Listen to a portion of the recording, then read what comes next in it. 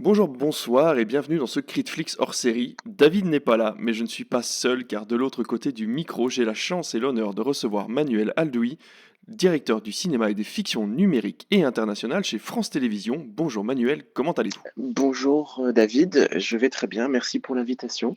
Eh ben, merci à vous, surtout d'y avoir répondu. Un grand merci pour votre venue au micro de Critflix. Alors, c'est encore une fois un honneur de pouvoir vous poser quelques questions sur votre métier. Et puis, je vais essayer de pas trop vous faire perdre de temps. Et je vais commencer avec la première question en vous demandant rapidement votre parcours et surtout votre choix de partir du privé Canal+ pour aller directement vers le service, enfin pas directement puisqu'il y a eu des étapes, mais vers le service public. Mon parcours a commencé à Canal+ il y a très longtemps, au milieu des années 90, et puis après, au sein du groupe Canal+, j'ai essentiellement travaillé dans la partie cinéma, les chaînes cinéma, la direction du cinéma de Canal+, un petit peu sur les activités internet, avec le service de SVOD à l'époque qui s'appelait Canal Play, jusqu'en juillet 2015-2016. Exact.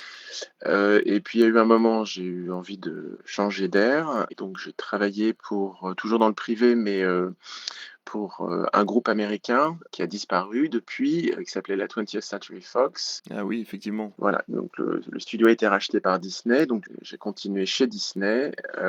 J'étais dans un métier, proche, la distribution de films et de séries, donc de Fox puis de Disney, c'est-à-dire leur vente, aux diffuseurs européens, dans différents pays. Diffuseurs, télé, Canal+ était un client, plateforme de vidéo à la demande. Et puis il y a eu, cette opportunité, il y a un peu plus de 2 ans maintenant qui m'a été proposée par le service public, audiovisuel français, France Télévisions, de les rejoindre pour faire ce que je fais aujourd'hui, c'est-à-dire travailler sur le cinéma et certaines fictions, certaines des séries, de fiction que nous avons. Et j'ai trouvé que c'était, très, très intéressant. Ça me rapprochait, du cinéma français, que j'aime beaucoup, ou des problématiques d'éditorialisation, d'une offre, culturelle, pour que le public, pour que les gens, l'apprécient. Donc, des choses que j'avais déjà un petit peu vues à Canal+. Donc, voilà, ça s'est fait très naturellement. Je me pose pas vraiment les questions, trop longtemps. Donc, l'opportunité était très appétante, j'y suis allé, voilà. Surtout que bah, là, c'est vrai qu'en plus, on le voit à la télévision, les médias en général sont en plein boom. Donc c'est vrai que ça peut être intéressant que vous nous expliquiez votre rôle au sein de France Télévisions, parce que c'est vrai que ce titre, directeur du cinéma et des fictions numériques et internationales, ça peut voir quelque chose de très large. Donc c'est vrai que pour que nos auditeurs comprennent un peu mieux, Ouais. qu'est-ce que vous faites finalement au sein de France Télévisions actuellement? Alors, bon, France Télévisions, c'est une entreprise, de taille, importante, hein. Nous sommes nombreux et je travaille au sein d'un collectif, un collectif de direction, mais aussi avec des équipes, avec d'autres services, et c'est très bien comme ça parce qu'il n'y a que de façon collective sur des enjeux, que je vais vous exposer, on peut travailler correctement. Donc mon premier rôle le plus important, il a trait au cinéma. Mon équipe est en charge de l'approvisionnement en films, je vais le dire de façon très simple. Tous les films que vous voyez sur, les antennes de France Télévisions, France 2, France 3, France 5, Culture Box depuis peu, France.tv, notre plateforme de vidéo à la demande gratuite, donc sont, sélectionnés, puis après tout un processus interne d'échange avec d'autres services, acquis ou coproduits. On coproduit, une soixantaine de films français, par exemple, par an, donc par le pôle cinéma de France Télé. Ça, c'est une première mission. Toujours pour le cinéma, l'équipe est en charge, de proposer une éditorialisation, c'est-à-dire, de proposer des événements, de proposer des collections de films sur France.tv, de proposer, des programmations qui ensuite, sont discutées avec, les antennes. Il y a d'autres services au sein de France Télévisions qui, sont en charge de la programmation du cinéma, qui, nous font aussi des propositions. Donc on est dans des discussions dans les 2 sens. Par exemple, les collections numériques, que vous pouvez voir, vous allez bientôt en voir, à propos du festival de Cannes d'ici un mois et demi, elles sont conçues et imaginées, dans l'équipe. Côté fiction, alors là, on parle de fiction télé. Je travaille avec 2 équipes dans mon pôle. L'une, s'occupe de coproduction avec l'étranger. Depuis 2018, ça a été lancé bien avant que j'arrive. France Télévisions essaye de faire des fictions plus chères, hein, plus ambitieuses, en termes de budget et d'univers, narratif que, les fictions habituelles. Donc elles sont moins nombreuses. Pour vous donner un exemple, il y a 2 ans, on a diffusé Le Tour du monde en 80 jours, qui était une grosse coproduction internationale avec la ZDF, la RAI, enfin plein de diffuseurs étrangers. Là, à Sérimania, le festival international de série qui a eu lieu fin mars, nous avions Les Gouttes de Dieu, qui est une série coproduite avec Hulu au Japon et Ah oui, Apple, OK. donc, qui est une histoire qui se passe entre la France et le Japon. Donc c'est du budget plus lourd. Donc ça demande des échanges avec d'autres partenaires. Donc ça, c'est le premier axe.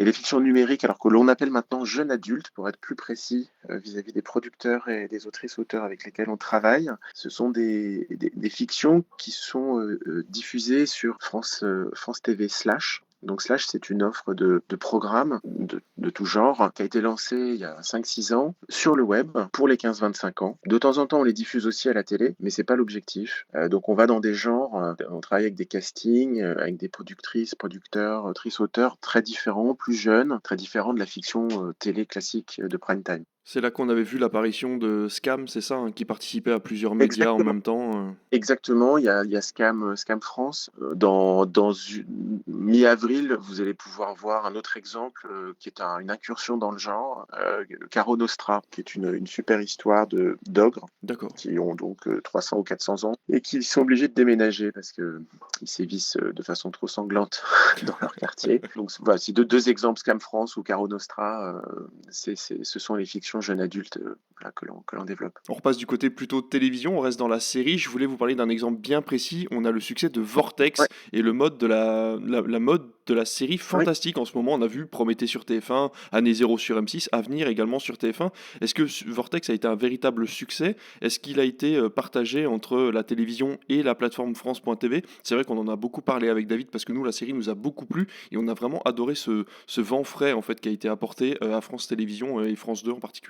Alors, Vortex, c'est une série développée par nos collègues de la fiction nationale, la fiction française, qui représente donc l'essentiel, l'immense majorité des séries de fiction françaises que vous voyez sur France 2 ou France 3 toute l'année, avec la productrice Iris Bucher, Quad. Ça a été un énorme succès sur France 2. C'était notre série événement de rentrée en 2023, début janvier. On est à plus de 5 millions de téléspectateurs en moyenne par épisode, en cumulant la diffusion linéaire et la diffusion non linéaire, puisque toute la série a été, si vous vous en souvenez, Ouais, publiée sur tout à fait. France.tv le jour du lancement, et même avec une semaine d'avance. Donc on a eu beaucoup, beaucoup de consommation et de visionnage avant la diffusion linéaire des derniers épisodes, par exemple. Donc au global, plus de 5 millions de gens ont regardé cette série, chaque épisode de cette série. C'est vrai que c'est une incursion qui est très intéressante dans le fantastique parce que elle est légère, hein, c'est pas Star Wars. Oui, Elle conserve des attributs, cette série, elle conserve des attributs d'émotion, l'histoire d'amour du personnage principal, enfin la double, parce que sa femme d'avant, je veux pas spoiler la série, il y a peut-être encore des gens qui ont. Mais normal. bon, il y a de l'amour, il y a de la famille, il y a une arène un peu policière aussi. Et bon, bah, là, le public a été vraiment au rendez-vous, donc c'est très bien. Est-ce qu'il y a une mode? Je pense que oui. Bah, il y a d'autres diffuseurs, vous avez cité des exemples, d'autres diffuseurs français qui vont régulièrement. Donc là, on se retrouve peut-être à plusieurs en même temps avec des séries à connotation fantastique. Mais bon, sur France 2, il y a eu la dernière vague, hein, il y a 5 ans. Euh, Oui, c'est vrai. va diffuser une série alors en coproduction avec l'étranger qui s'appelle Ouija, prochainement cette année, qui a aussi une dimension fantastique. C'est un genre qui est Caro Nostra, côté fiction jeune adulte, mon Bien part sûr. d'ogre. Donc c'est un genre qui est très compliqué en France.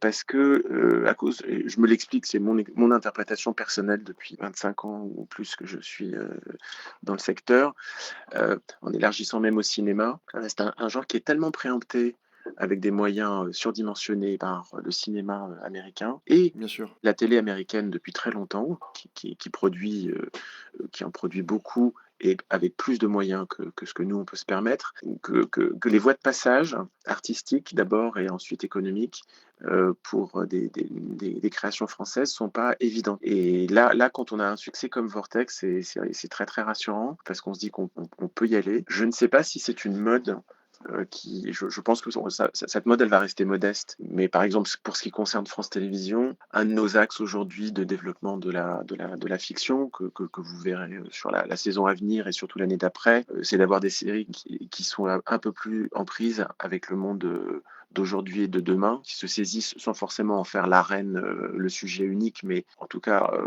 se saisissent des sujets d'environnement, des sujets de liberté, de démocratie, de résilience, donc pour sortir un petit peu soit du polar classique, soit de la fiction patrimoniale historique. Donc on va dans le fantastique, mais de façon modérée. Faut qu'on trouve un peu notre place. Je rajoute un autre élément qui est important pour France Télévisions, c'est que on est aussi, comme d'autres diffuseurs en Europe, en mutation de public. L'audience des chaînes gratuites de France Télé est relativement âgée. Notre enjeu, en fait, c'est de faire évoluer progressivement le mix, c'est-à-dire la composition de l'offre de programmes de France Télévisions pour ne pas perdre notre public.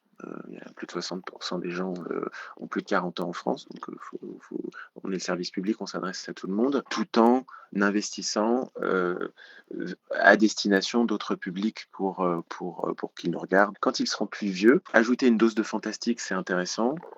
Quand ça marche, c'est merveilleux, mais on a d'autres axes éditoriaux à suivre. C'est vrai qu'on a cette chance en plus en France d'avoir pu créer, on va dire le drame fantastique. On l'a vu avec le film La Nuée qui est sorti justement à la réouverture des cinémas. Oui. Ces films un petit peu qui concentrent un petit peu de science-fiction, un peu de fantastique, mais qui arrivent quand même à se concentrer sur un drame actuel, sur un fait de société, qui peuvent justement amener les gens à apprécier le fantastique sans forcément que ce soit quelque chose de grandiloquent comme le cinéma américain. Oui, tout à fait. On va voir d'ailleurs 2 films, qui sont des coproductions de France Télévisions, sur les écrans, dans les salles de cinéma, un peu plus tard cette année, qui sont totalement dans ce genre. Le prochain film du réalisateur de La Nuée, de Juste Philippot, qui s'appelle Acide, Oui. qui est inspiré de son court-métrage qu'il avait fait en 2018. Un deuxième, beaucoup plus fantastique dans son sujet, Le règne animal de Thomas Caillet, qui est je veux pas divulgacher comme on dit trop le sujet, mais c'est une histoire véritablement fantastique, assez incroyable, et qui résonne avec beaucoup de thématiques d'aujourd'hui sur le rapport à la différence, le rapport aux étrangers, question d'identité. Je vous laisserai la surprise. Mais même dans le cinéma français, on a aujourd'hui des très belles initiatives en fait, de projets qu'au sein de France Télévisions, on a essayé d'accompagner. Alors, on ne fait pas tout, hein, mais à travers nos coproductions de cinéma. Ben, on va rester du côté des films, c'est une bonne transition puisqu'on va parler de la programmation du fameux duel du dimanche soir dont on parle tout le temps avec David, où vous êtes un petit peu, voilà, vous êtes un peu en match avec TF1 la plupart du temps, au coude à coude, soit vous, soit eux devant. Et Mmh. du coup, on se demandait vraiment comment vous choisissiez les films diffusés. Alors le dimanche soir, il y a d'autres séances, il y a d'autres cas de cinéma, surtout sur les autres chaînes, comme par exemple, vous avez passé Les Éblouis, là, il y a un certain temps, c'était un mardi soir, et cette Oui. fameuse case du lundi soir pour France 3. Alors, qu'est-ce qui vous a guidé vers une programmation sur ces cases-là? Et puis, comment vous choisissez les films, en fait, pour ces cases? Est-ce que c'est en fonction de ce qu'a choisi TF1 ou est-ce que vous faites un choix vous-même et puis, puis vous voyez après ce qui est en face? Alors, en fait, c'est une question qui appelle, une réponse en plusieurs temps. En premier lieu, quand on investit, sur un film, à produire ou qu'on achète un film déjà fait, un film de catalogue ou un film inédit, qu'on n'aurait pas coproduit, dès ce moment-là, on se pose la question de la programmation future. Alors non pas du jour daté, ça, c'est impossible à prévoir, on est Oui. parfois 1 ou 2 ans à l'avance, mais au moins est-ce que c'est un film que l'on envisage pour le prime time de France 2 ou de France 3 ou de France 5 ou pour le numérique uniquement? On est obligé de se poser cette question puisque on n'a pas les mêmes budgets en fait, d'acquisition, d'investissement en fonction des services, et pour une raison simple, c'est qu'il y a des cases de programmation qui touchent un public beaucoup plus important que d'autres et donc on doit allouer, l'argent public que nous dépensons, au plus proche des jauges d'audience, Bien de sûr. nos antennes. Donc en fait, la question de la programmation se pose très très tôt. Elle peut évoluer, elle peut changer, elle peut être contredite par toutes sortes de facteurs, des films qu'on a sous-évalués quand on les a achetés et finalement ils se révèlent avec un grand succès en salle par exemple, ou une forte notoriété grâce à des festivals. Enfin, évidemment que c'est jamais figé, hein, mais c'est le premier point. Deuxième étape, on ne sait jamais quand on programme qu'est-ce que la concurrence va faire, hein. On n'a pas le droit de se concerter. Oui, Euh, forcément. Tout le monde découvre, les diffuseurs gratuits découvrent, donc, je ne sais pas si vos auditeurs le savent, mais donc on dépose les grilles de programmation 3 semaines à l'avance, tous les mardis vers 14h, auprès d'une institution. Tous les diffuseurs font ça en même temps. Et donc tous les diffuseurs découvrent ce que leurs concurrents ont programmé en phase 2 3 semaines plus tard. D'accord. On a exceptionnellement le droit de faire des déprogrammations en raison d'événements d'importance majeure. Le décès de la reine d'Angleterre. Alors souvent, ces événements sont tristes, hein, c'est des Oui. décès, des guerres. En général, les grilles sont très figées 3 semaines à l'avant. Donc on ne sait pas si TF1 va mettre Wonder Woman face à La Daronne quand on a Oui, décidé de programmer La Daronne. forcément. Troisième point, le choix de mettre tel film sur telle chaîne, bah, on a travaillé avec nos collègues de la programmation, qui sont en charge de la programmation de nos chaînes, progressivement, ces 2 dernières années, à des changements dans l'organisation, dans la programmation du cinéma. Aujourd'hui, la grille, elle est structurée sur, 3 prime time récurrents, le dimanche soir de France 2, qui est un peu une institution, le lundi soir sur France 3, qui avant avait une case hebdomadaire à un autre moment de la semaine, et le vendredi soir sur France 5. Maintenant, depuis le mois de septembre, on est stable là, sur ce triptyque. Alors, il y a des petites exceptions dans l'année, etc., mais on va dire, l'architecture standard. Ensuite, et ça, c'est un de mes objectifs, c'est de créer des crêtes de visibilité, c'est-à-dire des moments où tout d'un coup, on met un coup de projecteur sur un film ou sur un ensemble de films. Par exemple, le Festival de Cannes qui va bientôt arriver, c'est un moment où on peut bousculer la programmation parce qu'on thématise les chaînes, enfin notre offre Oui. générale autour de cet événement qui est le plus important pour le cinéma et pour nous vis-à-vis du cinéma dans l'année. Vous avez cité Les Éblouis. Depuis 2 ans, on fait régulièrement, à peu près une fois par trimestre, une soirée sociétale qui est une façon de mettre un film à nouveau dans le débat. Donc, ce sont toujours des films qui questionnent. On Oui. l'a fait avec Les Chatouilles, il y a 2 ans sur l'inceste. On l'a fait avec Grâce à Dieu de François Ozon. On l'a fait avec Au nom de la terre d'Édouard Bergeon. On l'a fait avec Jusqu'à la garde de Xavier Legrand sur les Oui. violences faites aux femmes.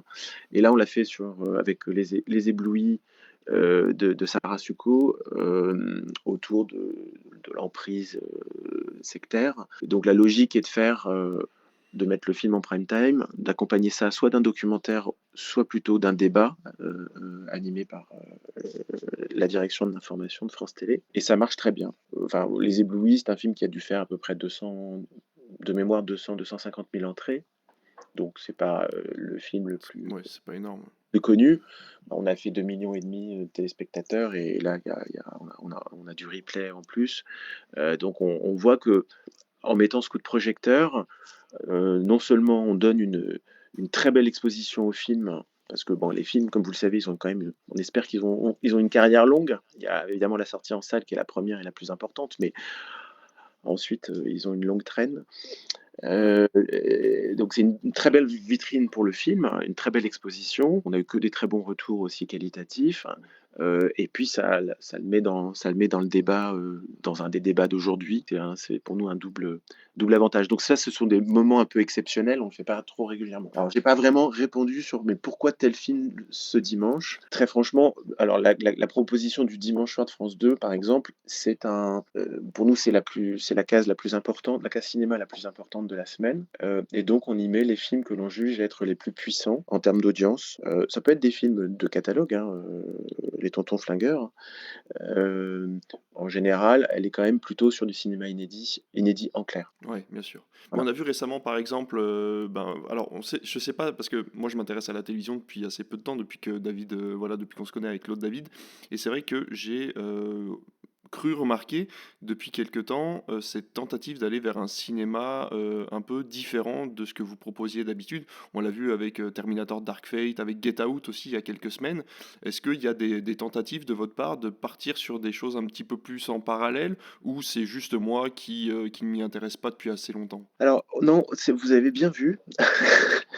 En L'objectif général, après ça prend des formes différentes, ça dépend des films, ça dépend des cases, du moment de l'année, de ce qu'on arrive à acheter et cetera. Mais un des objectifs généraux sur le cinéma de France Télé est de proposer la plus belle vitrine en clair, du cinéma dans tous ses genres et pour tous les publics. Et de ne pas avoir un biais qui, délaisserait certains styles, certains genres. On a 2 grandes chaînes nationales, France 2 et France 3, qui ont des publics un peu différents. L'une un peu plus urbain, un peu plus jeune, l'autre un peu plus territorial, et avec un public un peu plus âgé. On a, une troisième chaîne, France 5, et une quatrième chaîne, Culture Box, Canal 14, ex-France 4, qui ont des audiences, moins importantes, mais qui peuvent être, de très belles, vitrines pour, des films un peu plus pointus.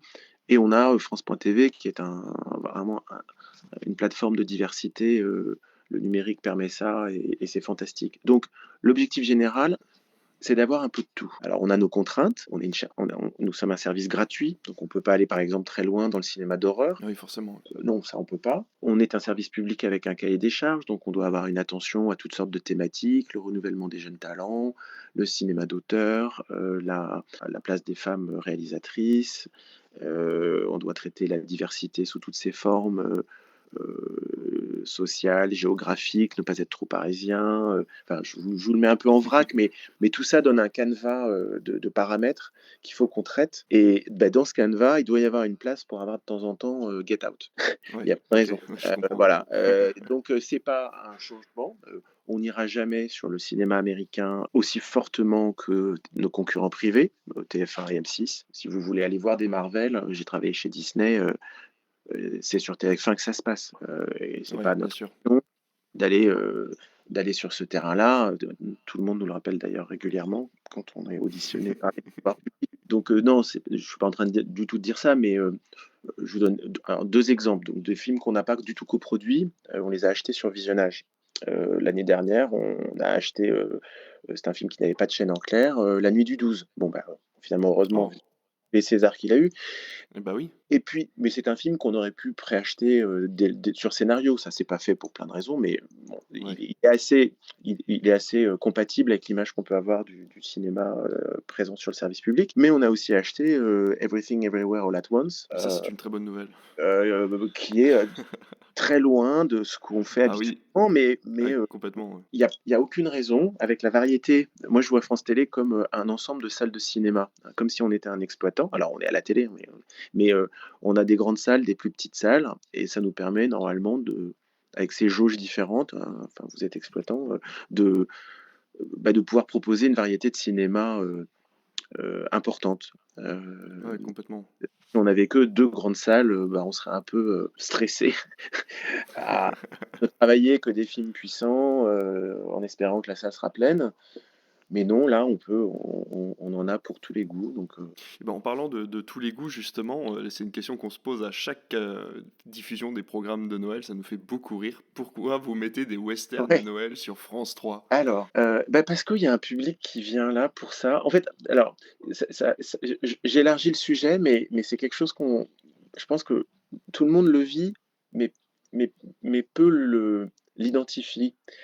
Heu, la télé, surtout la télé gratuite et surtout le service public, elle a des moments un peu doudou. C'est-à-dire, Ouais, qu'on a nos traditions parce qu'on diffuse la même chose régulièrement, qui mettent le spectateur, dans une position de consommation que j'appelle doudou, c'est-à-dire: «Ah j'ai déjà vu le film 25 fois, mais c'est mon plaisir c'est mon plaisir à Noël» ou «C'est mon plaisir». Par exemple, je comprends.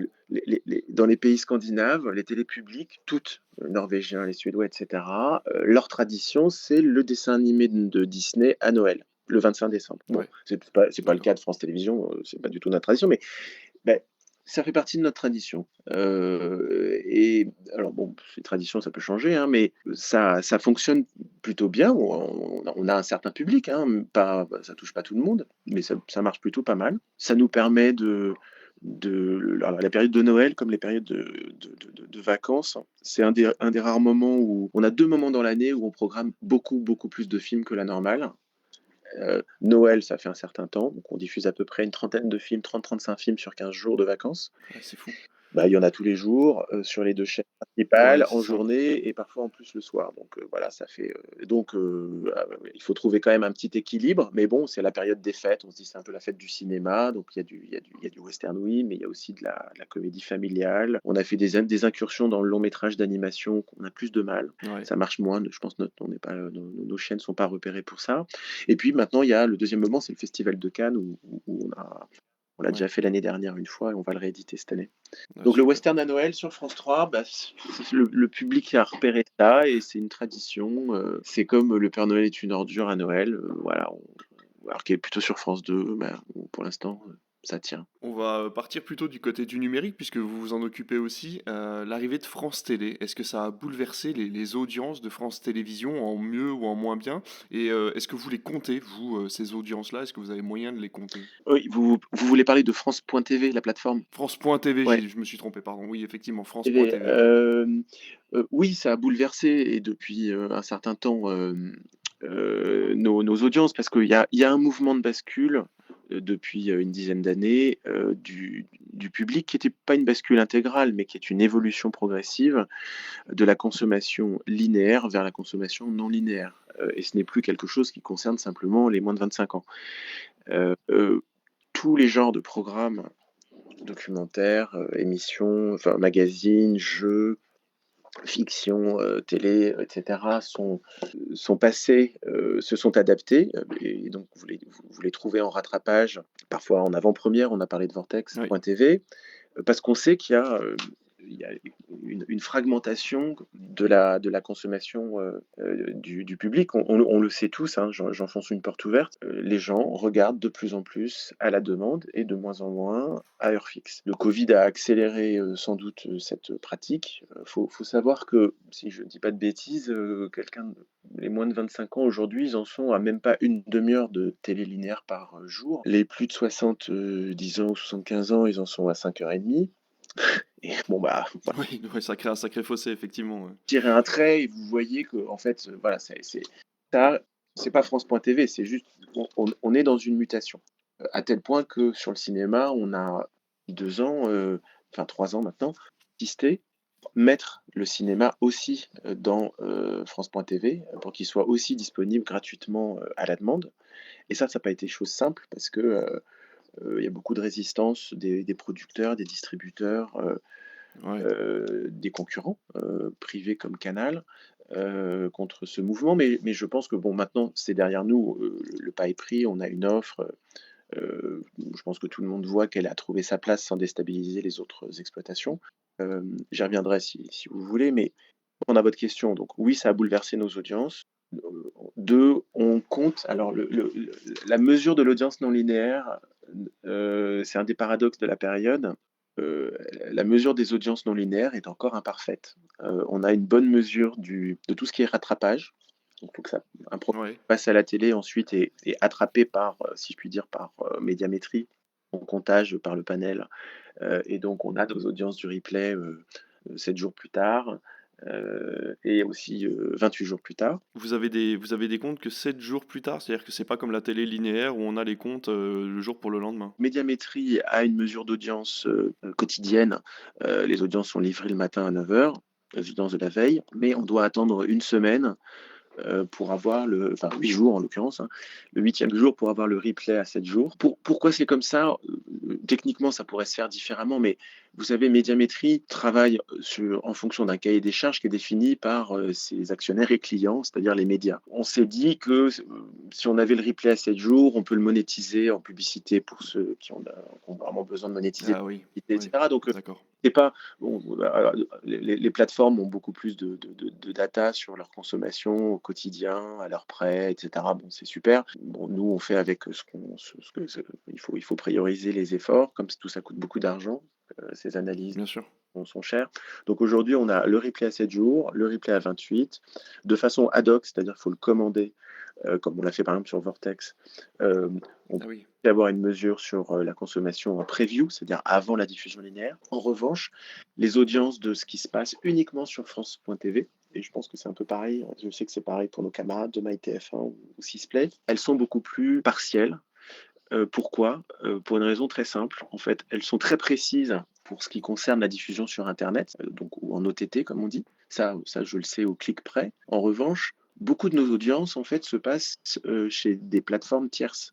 Vous pouvez regarder France.tv sur MyCanal. Eh bien oui, effectivement. Vous pouvez regarder France.tv, ou MyTF1 sur, Orange, en utilisant votre box, Orange ou Free D'accord. ou SFR et Ouais. cetera et donc il faut que ces gens nous donnent l'information pour D'accord. et voilà et pour l'instant, on va dire, c'est un travail en cours. On n'a pas une vision suffisamment précise de nos audiences, Ouais. de ces audiences-là. Ah oui, il y a pas de transparence s'il y a un intermédiaire entre vous et le film quoi, en fait, en gros? C'est du travail et de la négociation, ouais. C'est pour moi un des chantiers les D'accord. plus importants parce que ça intéresse les ayants droit. Tout le monde veut savoir combien de gens ont regardé, un documentaire, un film, et cetera. Ça intéresse évidemment les diffuseurs que nous sommes, hein, les éditeurs que nous sommes, mais on n'y arrive pas en fait, ça prend beaucoup, beaucoup de temps. Enfin, j'avais déjà ces problèmes-là il y a 10 ans quand j'étais à Canal+. Ouais.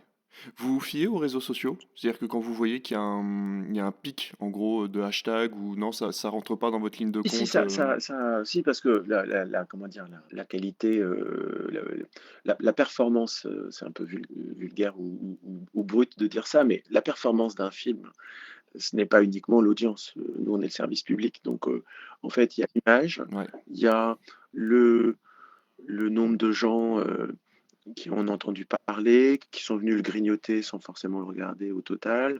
Bon, si on était un service payant, on se dirait il y a aussi l'effet avoir l'œuvre dans son magasin, donc même si les gens ne la regardent pas. Ça, Nous, mmh, on essaie de construire sur le cinéma une offre, c'est-à-dire un ensemble de films, et non pas d'être uniquement dans une logique de cases, parce qu'il y a toujours des programmes plus performants que le cinéma si on cherche uniquement à faire de l'audience télé. ouais, bien sûr. Donc tous les indicateurs sont bons.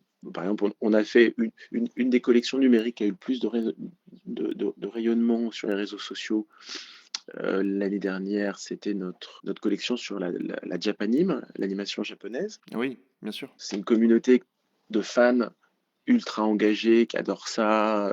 Bon, donc ça, c'était un festival sur les plateformes d'applaudissements et de plaisir. Après, les audiences, en fait, elles étaient les audiences avec les imperfections que j'évoquais avant dans la mesure hein, des audiences.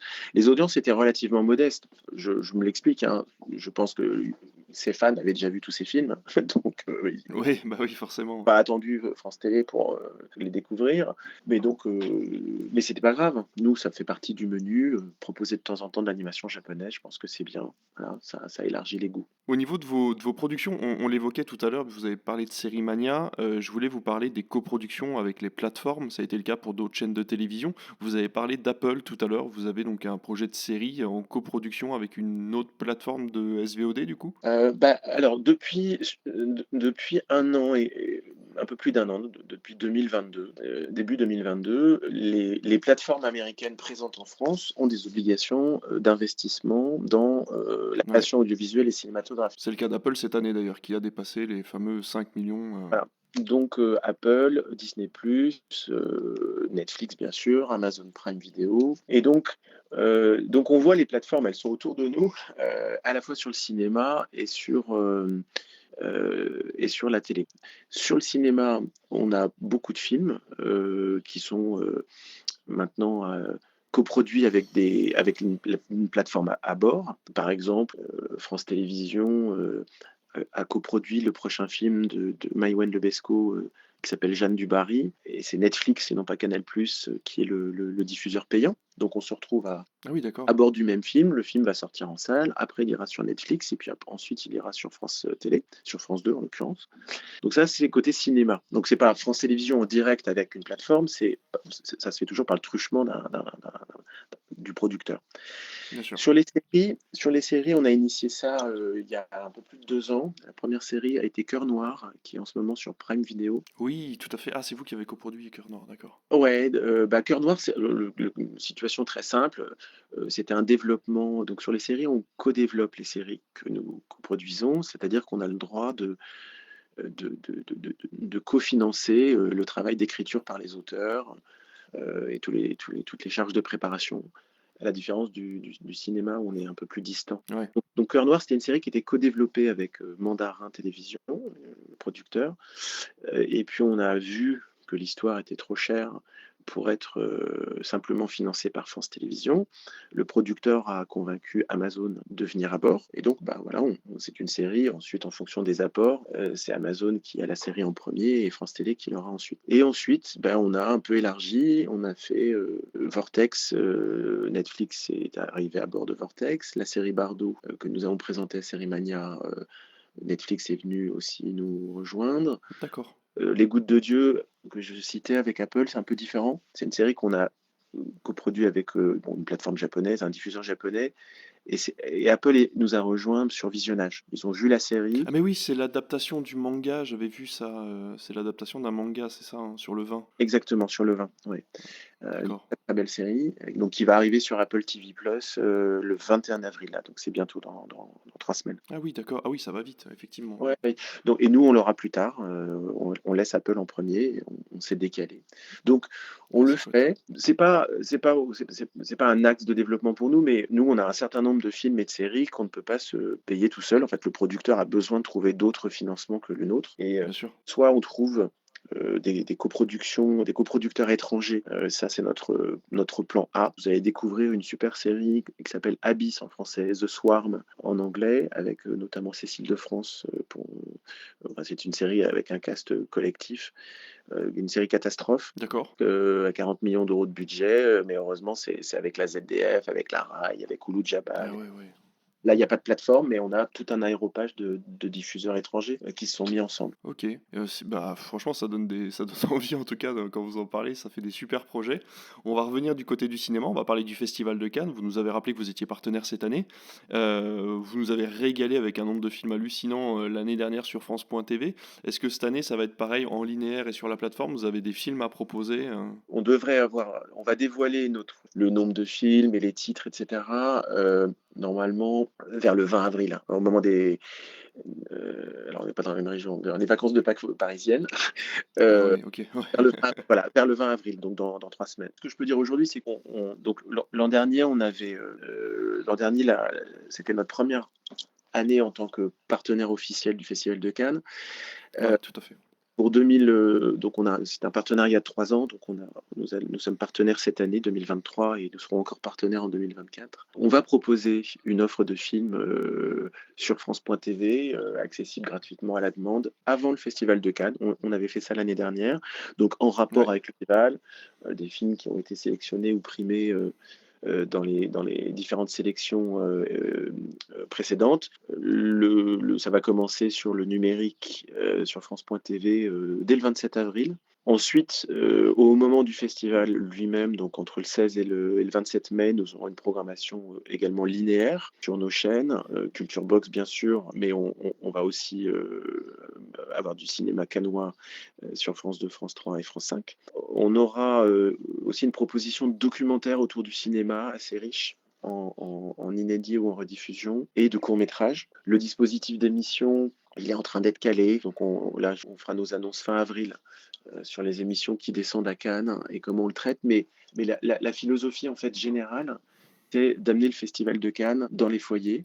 Donc c'est pas de faire la fête sur la croisette, c'est pas du tout le sujet, c'est en fait, de faire en sorte que le plus d'émissions possible, chacune avec leur registre et leur façon de s'en trahir leur ADN, le plus d'émissions possible de France Télé, et une petite lucarne canoise, une lucarne canoise plus ou moins importante, les marches sur France Info, etc., etc., pour que le plus de gens dans le public français soient touchés physiquement et émotionnellement par le Festival de Cannes. On ne veut pas le réserver uniquement aux cinéphiles, on essaie de le faire. Il faut que les cinéphiles en aient pour leur envie, ça bien sûr.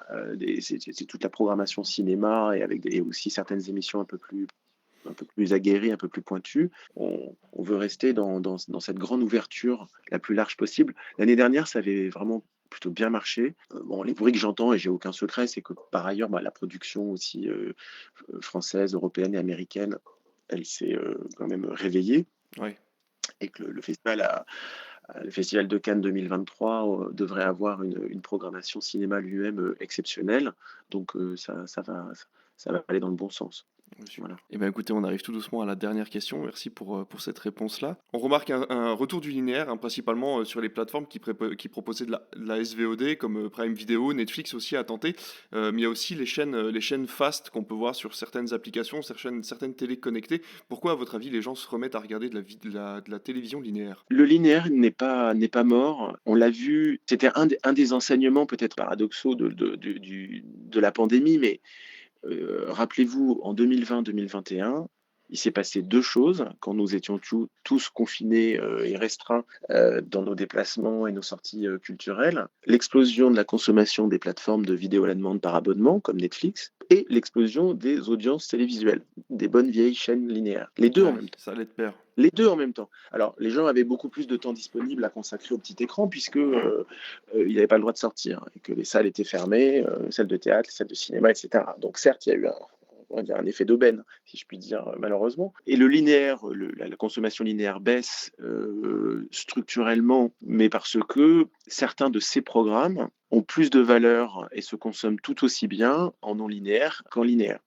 Ça ne veut pas dire que l'expérience linéaire, elle est complètement obsolète. Alors évidemment, pour tout ce qui est actualité, pour tout ce qui est sport. Et il y a aussi le besoin, alors des diffuseurs, y compris de certains nouveaux entrants, pour moi, de capter l'attention du public à un instant T. En fait, on a une offre audiovisuelle qui est tellement riche que on a tous le sentiment de dépenser beaucoup pour assez peu de résultats. Parce que dès qu'on lance une série, dès qu'on publie un film sur une plateforme, il est chassé par 5 ou 6 annonces le même jour ou nouveautés chez les concurrents. Et donc, comment vous recréez de l'événement? Comment vous attirez à nouveau le public? Eh ben, en remettant un petit peu de frustration, c'est-à-dire un petit peu moins de tout de suite, tout le temps, et un petit peu plus de programmation à heure fixe, Ouais. publication d'épisodes un par semaine et non pas toute la saison d'un coup dès le premier jour. Vous voyez comment Disney Plus ou Apple, par exemple, Apple TV Plus, ils publient leurs séries parce qu'ils en ont peut-être pas assez, mais aussi parce qu'ils veulent créer une régularité de consommation Complètement, plutôt ouais. sur un rythme hebdomadaire et ils balancent pas tout sur la plateforme dès le premier jour. Donc Mm.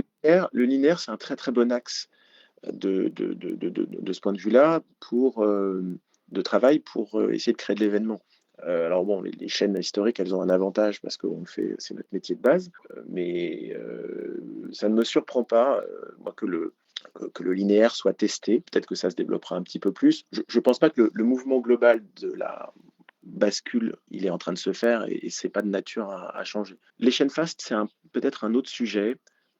Premièrement, on ne sait pas si ça marche. On voit qu'il y a beaucoup d'initiatives. Alors aux États-Unis, ça marche, mais le pays est grand. Ouais. Les téléconnectés sont mieux diffusés. Je pense qu'en France et en Europe en général, on est au début. Il y a le prix de la télévision aussi, enfin de la diffusion télévisuelle aux États-Unis qui apparemment est supérieur par rapport à la France. C'est-à-dire que la France donne accès à un nombre de chaînes gratuitement, ce que ne permet peut-être pas la télévision Ah ouais, américaine. complètement. C'est que les chaînes fast aux États-Unis, pas toutes seules parce que la SVOD avait ouvert la voie, se sont engouffrées dans un créneau qui est la télé une offre multi-chaîne bon marché, voire l'équivalent d'une offre de base française. Un foyer américain doit débourser aux alentours de 100 euros. Ah ouais, quand même. Moi, c'est entre 100 et 200. Alors qu'en France, pour 100 euros, vous êtes déjà très élevé, vous avez beaucoup d'offres, hein. Ah bah complètement, ouais. Donc il y a les États-Unis, c'est les États-Unis. En France, je pense que les chaînes fast, c'est une façon de relinéariser. En fait, pour l'instant, c'est utilisé plutôt avec du fond de catalogue, c'est-à-dire des choses qui n'ont pas beaucoup de valeur Ouais. On entendait parler de la chaîne Motus, par exemple, qui diffusait des vieux épisodes de Motus. Voilà, c'est-à-dire que vous voyez, si vous mettez ces épisodes de Motus ou des épisodes de séries que les gens regardent plus beaucoup dans une offre de vidéo à la demande, payante ou gratuite, en fait, pas grand monde va venir cliquer dessus. C'est ça. Il n'y a pas beaucoup de traction. Si vous les montrez sous forme de micro-chaînes thématiques, vous aidez un peu plus le public à venir, à jeter un coup d'œil, à se laisser prendre par le flux. C'est un petit peu comme, c'est un peu l'avantage de la radio par rapport à Deezer ou Spotify pour les œuvres moins attractives. Il y a des œuvres qui n'ont pas besoin qu'on les mette dans une programmation linéaire parce qu'elles se portent toutes seules, elles attirent. Et il y en a d'autres, si on ne les organise pas un petit peu à la queue leu dans un menu linéaire, elles toucheront vraiment personne, personne, personne. Donc pour l'instant, je pense que les chaînes fast, on est au début, c'est une technique pour, non pas, ça ne montre pas une curiosité du public pour le linéaire, à nouveau, un engouement, c'est plutôt une technique pour valoriser des fonds de catalogue. Oui, travaille sur la nostalgie peut-être de certaines Ouais, personnes. voilà, exactement. Eh ben super, merci, merci beaucoup Manuel. J'arrive à la fin de mes questions, j'en ai Hop, encore une centaine d'autres, mais voilà, ça serait peut-être une autre interview, une autre discussion avec vous. Je vous ouais. remercie énormément d'avoir participé à ce podcast. Je remercie aussi David qui a préparé les questions avec moi, qui n'est pas là aujourd'hui et qui aurait rêvé de pouvoir vous parler. Donc voilà, c'est une grande chance de vous avoir eu ici à ce micro et merci encore pour toutes ces réponses et je vous souhaite énormément de succès dans le reste de votre travail à France Télévisions. En tout cas, vous nous régalez avec toute la programmation. J'adore France.tv et Bah, je trouve que vous avez une super programmation. merci beaucoup David, merci de m'avoir accueilli, j'étais ravi de participer et bonne continuation. Eh ben merci, merci beaucoup. Au revoir, bonne journée. Au revoir.